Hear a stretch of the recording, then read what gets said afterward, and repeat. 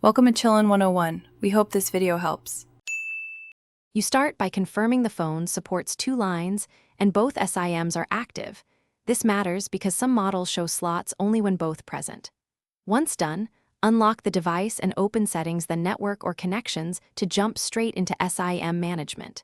You'll see labels like SIM1 and SIM2 or primary and secondary. Tap 1 to view status, number, and carrier. This first action surfaces the controls you'll use to show, rename, or prioritize each SIM and prepares you for the next configuration steps.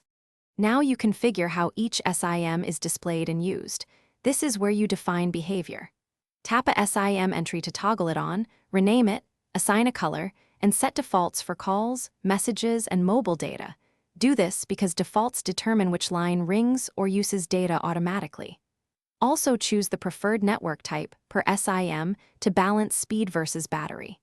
You'll see options to show carrier name or number on the status bar. Adjust these so you can visually distinguish lines at a glance. Finish by verifying settings and running practical tests. Make calls and send messages from each SIM, and browse with the chosen data SIM so you confirm functionality.